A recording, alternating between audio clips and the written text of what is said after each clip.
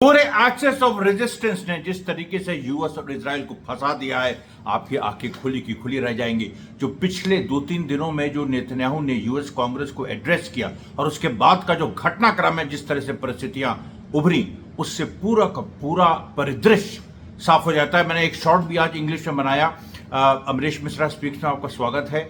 मैं और भी वीडियोस, जो लड़ाई की वीडियोस में जो एक वॉर एनालिसिस करता हूं, आज वो नहीं डाल पाया, लेकिन मेरे पास बहुत ही बेहतरीन वीडियोस इतने अच्छे आए हैं कि मैंने उसको और समय देके उस पर मैं और तरकीब से उसको मैं रिलीज करूंगा। कल आप सोचिए, मैं दिन से मतलब 12 बजे के बाद से मैं कुछ वीडियोस और शॉर्ट्स अपलोड करना शुरू करूंगा, और जो डेली वीडियो है जैसे राउंड अप का जैसे ये है, वो तो आपके बीच आएगा ही आएगा। तो देखिए क्या हुआ कि उसने नेतन्याहू ने एक स्पीच में, अभी की स्पीच यूएस कांग्रेस की थी या पहले की, वो अभी क्लियर नहीं है, लेकिन उसने एक बात कही उसने कि प्रेसिडेंट ट्रंप को असैसिनेट करने की ईरान ने कोशिश की। इस पे ट्रंप ने सोशल मीडिया में अपना पोस्ट कर दिया कि अगर ईरान ने जो असैसिनेट किया मुझको, तो ईरान का नामो निशान दुनिया के नक्शे से मिट जाएगा। अब ये बताइए कि इस समय इस तरह की बातें करने का या वो करने का क्या मतलब है? ट्रंप अभी प्रेसिडेंट भी नहीं है, ट्रंप अभी प्रेसिडेंट नहीं है, वो बनने जा रहा है। और मतलब अगर जीत गया तो हम ठीक है, ट्रंप आगे होगा, जीत भी सकता है। हम क्यों अभी से दौड़ के कहें कि ट्रंप जीत गया है? लेकिन नेतन्याहू ऐसा लगता है मान गए। और आपको एक बात बताएं, एक और वीडियो आया है जो मैं कल आप जरूर उस पर शॉर्ट बनाऊंगा।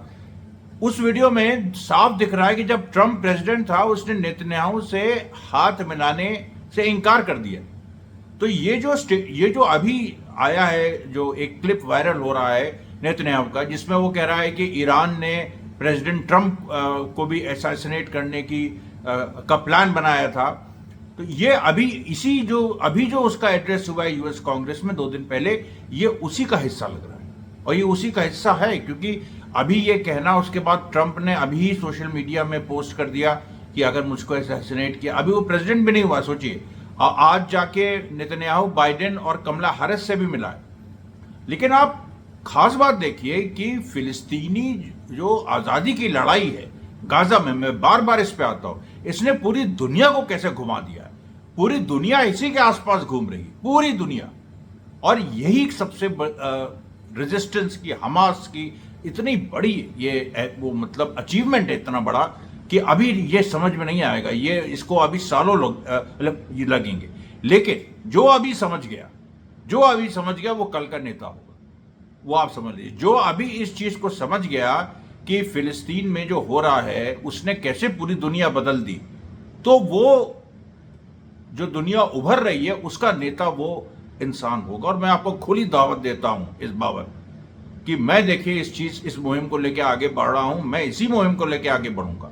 मैंने देखिए इतने मुद्दे हिंदुस्तान के आए, मैंने भारतीय चुनावों पे भी कमेंट किया, सब कुछ किया, अभी भी करता हूं कभी कभी, लेकिन हमेशा केंद्र में इसी मुद्दे को रखता हूं, ये जो फिलिस्तीन और गाजा का है। क्योंकि देखिए ये मुद्दा आने वाले भविष्य को दिखाता है कि आने वाले भविष्य में जो तृतीय विश्व युद्ध होगा, वो कुछ देशों के बीच केवल नहीं होगा कि ईरान और अमेरिका के बीच हो गया या रशिया चाइना और अमेरिका के बीच हो गया। नहीं, ये पूरा जो अमेरिकन इजरायली लॉबी है, जो अंतर्राष्ट्रीय वित्तीय पूंजी का जो राज है, ये जो पश्चिम का राज है, पश्चिमी मूल्यों का भी राज है, इसके खिलाफ पूरब से, जो पूरब है या जो ग्लोबल साउथ है, यहां से देखिए सेनाएं उठेंगी, जनता की सेनाएं, और कुछ राज्यों की भी सेनाएं, और वो मिलके इन लोगों से लड़ेंगे। ये देखिए भविष्य।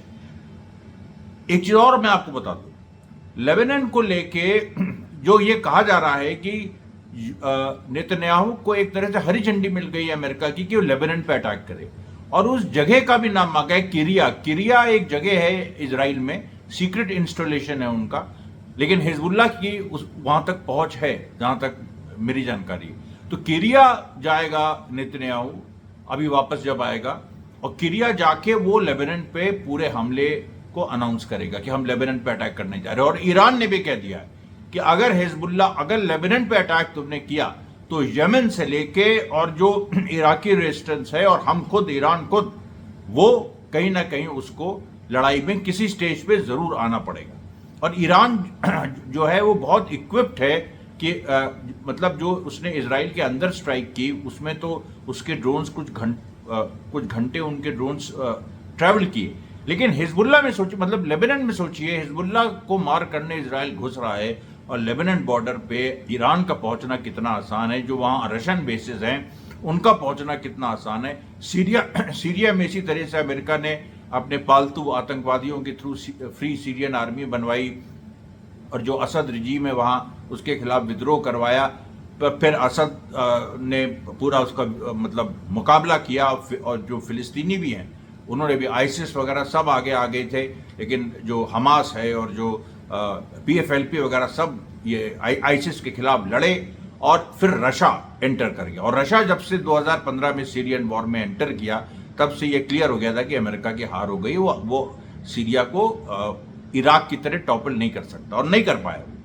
तो ये देखिए जो हिजबुल्ला से लड़ाई होगी इसमें भी देखिए सीधी बात है कि ईरान भी सीधे आएगा और उसमें जो सीरिया है, सीरिया में जो रशियन बेसेस है वहां से कुछ सीधे सीधे शुरुआती दौर में हो जाएगा और रशिया जिस दिन घुस गया उस दिन अमेरिका पीछे हट जाएगा। इजराइल का क्या होगा, कुत्तों की मौत मारा जाएगा। ऑलरेडी गाजा में हार रहा है, यमन से हार रहा है और अभी देखिए ये जो लेबनान में होने जा रहा है। तो ये देखिए एक बड़ा परिप्रेक्ष्य हमारे बीच है, दुनिया को विश्व युद्ध की तरफ ढकेलने की साजिश। लेकिन एक्चुअली ये जो विश्व युद्ध है ये कमजोरी दिखा रहा है अमेरिका इजराइल कैंप की।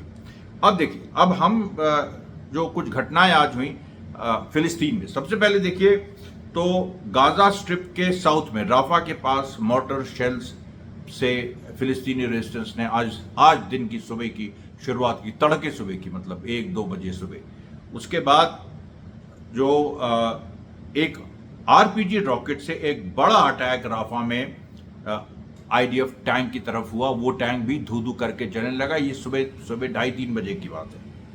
उसके बाद देखिए जो जेनिन है वेस्ट बैंक में, जेनिन में फिलिस्तीनी रेजिस्टेंस ने वाद इज अल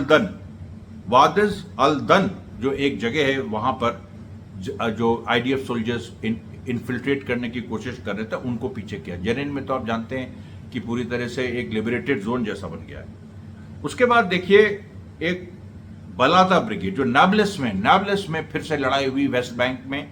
नाब्लस में को ऑलमोस्ट लिबरेट कर दिया गया है। जेनिन, तुलकरेम, नाब्लस, ट्यूबस, वो आप देखिए मैप, आप देखिए, अगर आप मैप देखिए वेस्ट बैंक का, आप गूगल कर लीजिए, उस मैप के सबसे ऊपर किसी ने मुझसे सवाल भी पूछा था कि वेस्ट बैंक का आप मैप दिखाइए, तो मैं आपको बता रहा हूं कि देखिए वेस्ट बैंक का अगर ये मैप है तो यहां पर एकदम ऊपर ये यहां पर जेनिन है, उसके बाद जो है तुलकरेम है, इधर नाब्लिस है, इधर कलकलिया है। ये चार जो है नॉर्थ वेस्ट बैंक है और उसके बीच में बेथलेहम है, जेरूसलम है, और उसके नीचे साउथ वेस्ट बैंक है जो जरीको, हिब्रोन और इस तरह की जो जगह हैं।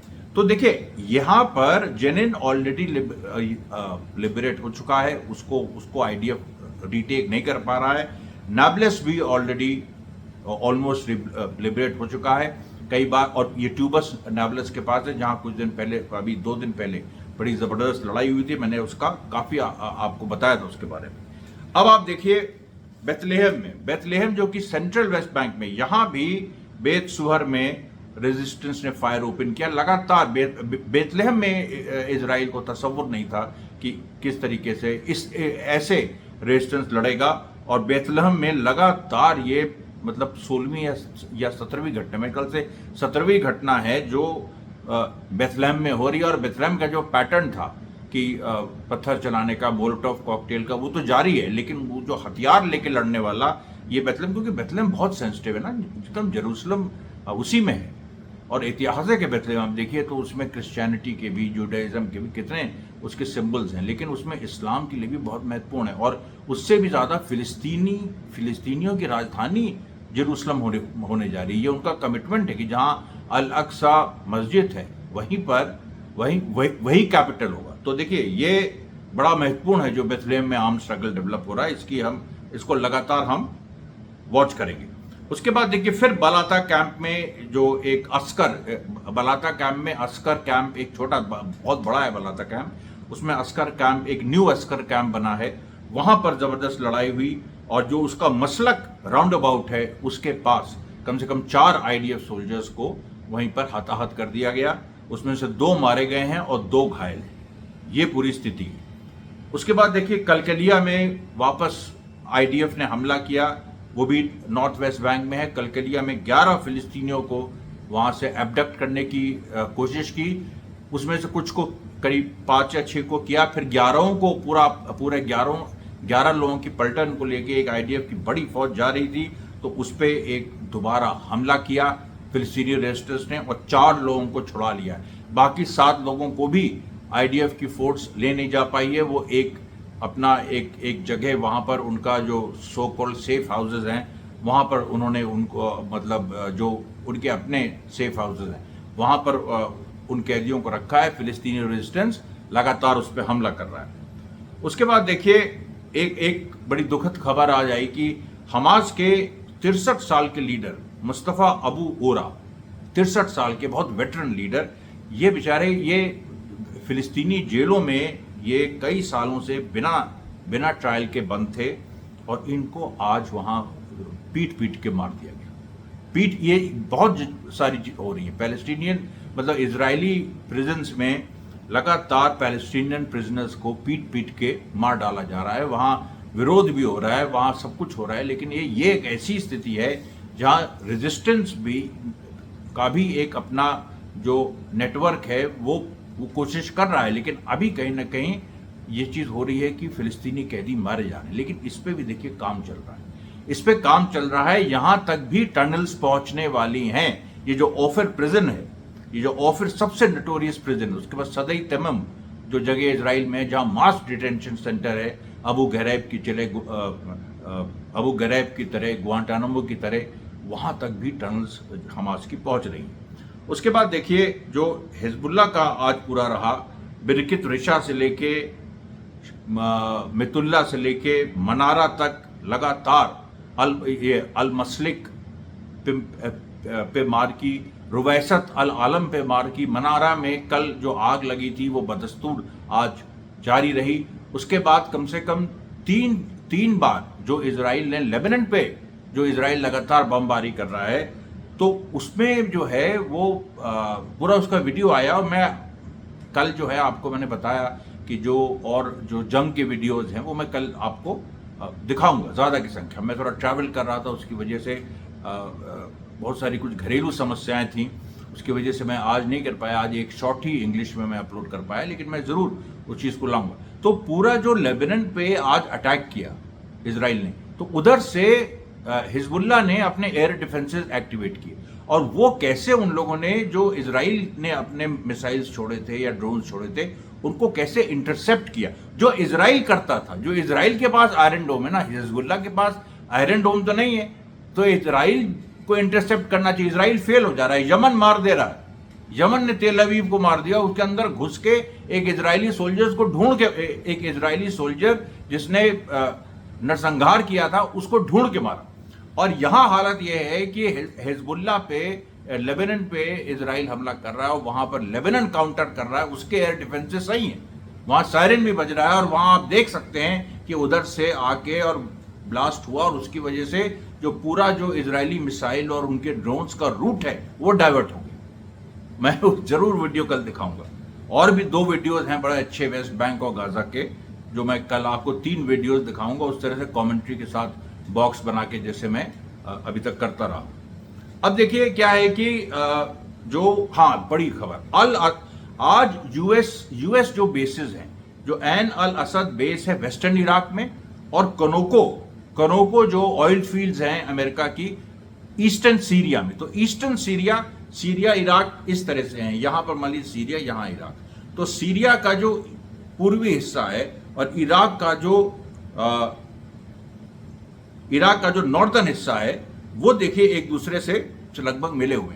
तो जहां पर ऐन अल असद जो है ये नॉर्दर्न इराक का एक अमेरिकन बेस है, वहीं पर ईस्टर्न सीरिया में कनोको ऑयल फील्ड्स हैं। ये पूरा अमेरिका का इलाका है। इसमें ऐन अल असद में भी मार हुई और कनोको ऑयल फील्ड्स में मार हुई, और इसी से थोड़ी दूर पे वो अल तनफ एरिया है जहां पर मार्च में जो इराकी रेजिस्टेंस ने मारा था, 3 यूएस सोल्जर्स उसमें मारे गए थे। और ये यूएस बेसिस पे जो फिर से हमला हुआ है, ये उसी वजह से हुआ है जो कि इराकी रेजिस्टेंस ने कहा कि जो यूएस कहीं ना कहीं खाली नहीं कर रहा है इराक, खाली जो नहीं कर रहा है वो उसको लेके इराक की रेजिस्टेंस लगातार मार कर रहा है। इराकी सरकार भी मजबूर है, वो भी कोशिश कर रही है कि यूएस खाली करे, लेकिन सफल नहीं हो पा रही है। तो ये जो देखिए पूरी ये पूरा एक मामला है, वही जैसे मैंने कहा कनोको जो ऑयल फील्ड्स हैं उसमें अटैक हुआ। उसके बाद देखिए जो एक और कैदी, एक जैसे मैंने बताया कि जो एक सीनियर हमास के वरिष्ठ नेता, उनको जेल में ही मार दिया। उसके बाद वहां से और भी कुछ लोग रिलीज हुए। एक बेथलेहम में दहेश कैंप है, उसका निवासी अल सैफी ये भी रिलीज हुए। इनका जब ये रिलीज हुए और ये जब इनको जेल में गए थे, हट्टे कट्टे थे, जब रिलीज हुए इनकी माँ इनको नहीं पहचान पाई। इनकी माँ लिपट के रोने लगी कि इनका पूरा नाम अल सैफी हमजा है, कि आर यू हमजा, इस तरह से बड़ा इमोशनल सीन। और वो पूरी जो एक बात है कि जिस तरीके से ये लोग अपने प्रिजनर्स को ट्रीट कर रहे हैं। एक और प्रिजनर देखिए फतेह रिस्क अब्दुल आल, इनको भी रिलीज किया। इनके साथ भी एक जो हुआ था, ये बिल्कुल चुप थे, कुछ बोल ही नहीं रहे थे। ये साइकोलॉजिकल और फिजिकल, इनके पूरा साइकोलॉजिकल और फिजिकल इनकी ये पूरा टेरर में।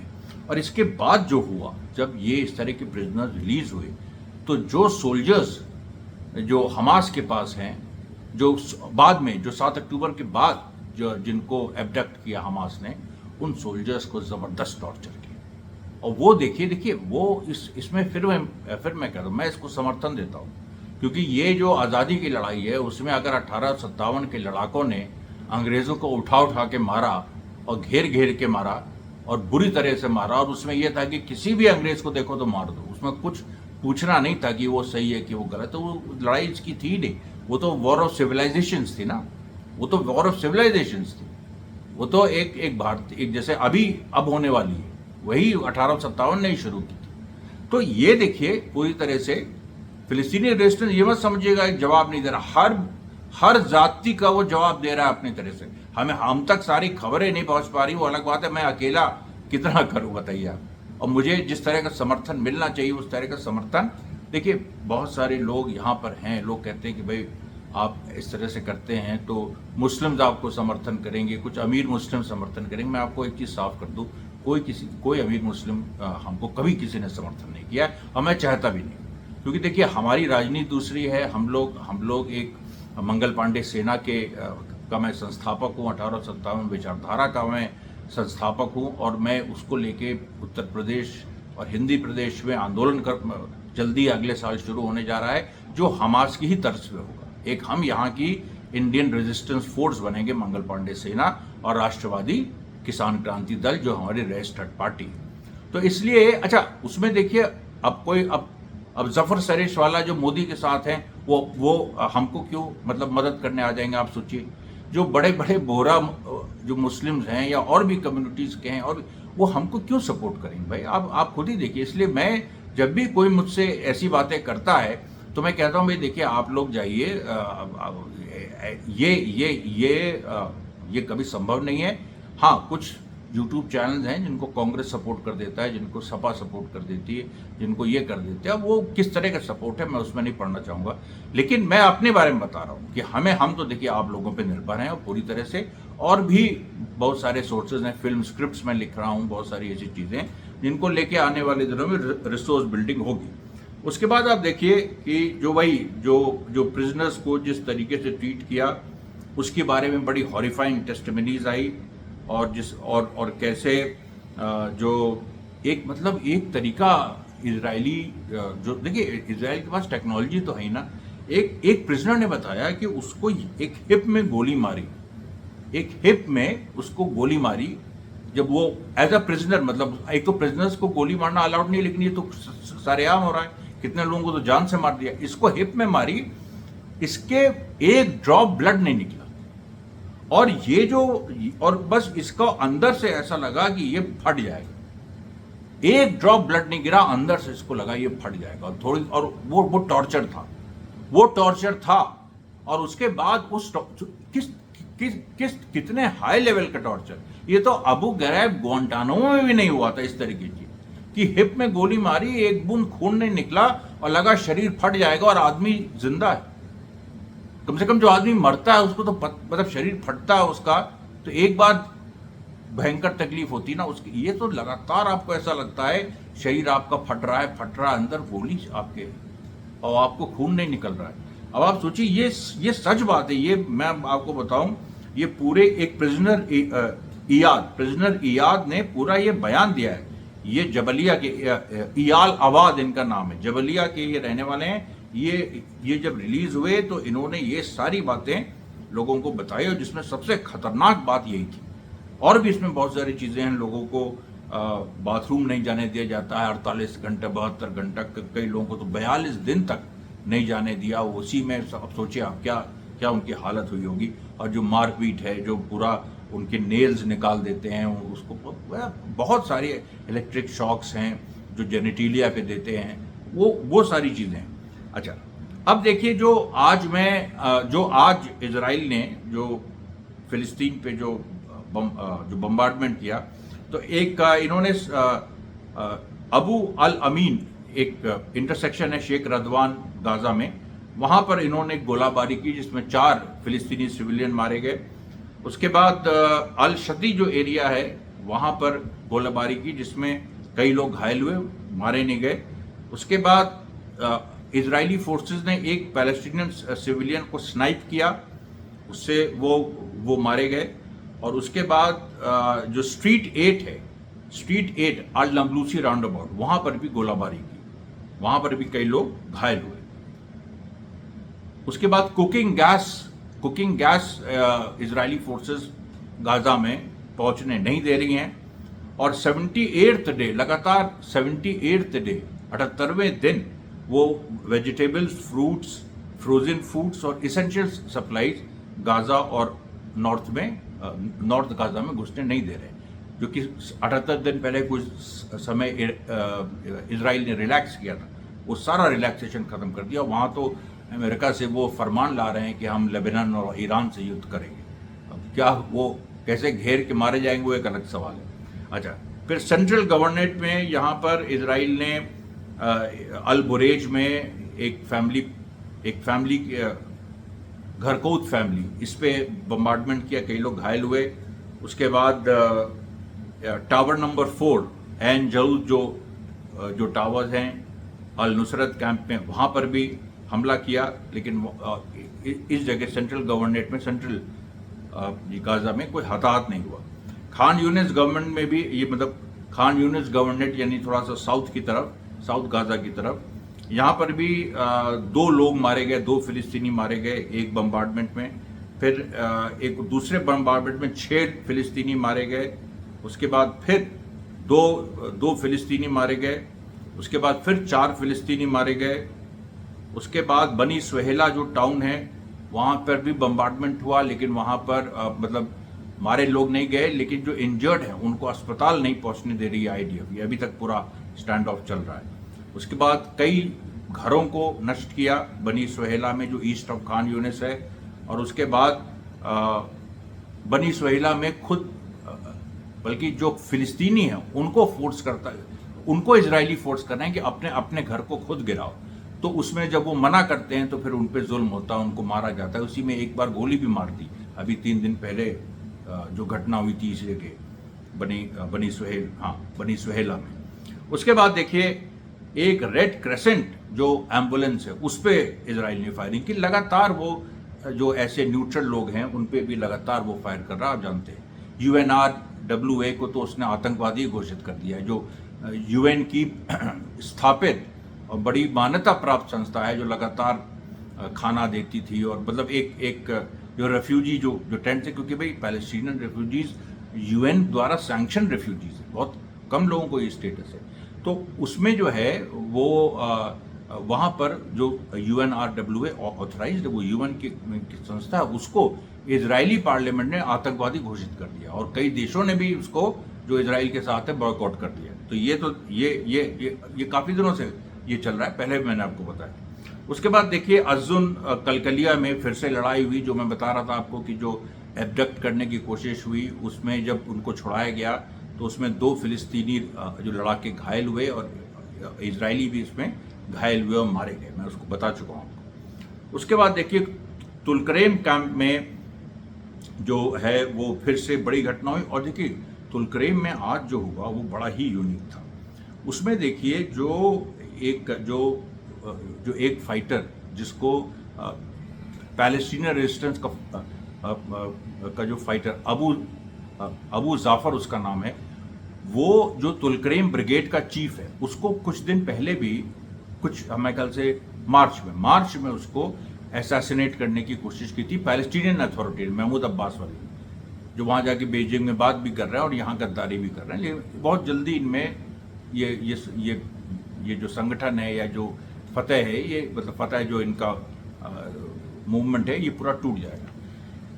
इन लोगों ने मार्च में असैसिनेट करने की कोशिश की थी अबू जाफर की, लेकिन उसने वो मतलब मारा नहीं गया और फिर इजरायलियों ने कोशिश की तो इजरायलियों को भी पीछे हटना पड़ा तुलकरेम में, फिर तुलकरेम लिबरेट हुआ।